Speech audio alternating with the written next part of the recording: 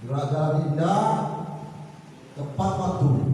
Jadi gerak jalan ini nanti itu kalau panitianya kan sudah saya hubungi dari kepolisian dengan dari Koramil supaya independen ya. Jangan dulu yang nilai. Jadi dia tahu kalau umpamanya gerak jalan itu dari umpama kita mulai dari depan Masjid Syuhada sampai depan anggota DPRK itu berapa meter kira-kira jaraknya kan? Jadi mereka tahu kalau sekian meter sekian waktunya. Jadi bukan pemenangnya yang pas waktunya, siapa dekat dengan waktu yang ditentukan dan siapa yang paling indah. Nah, jadi kalau kita mau ambil yang indah saja boleh, ambil indah aja. Tepat waktu kita tinggalkan. Jadi yang mana mau kita pilih ini?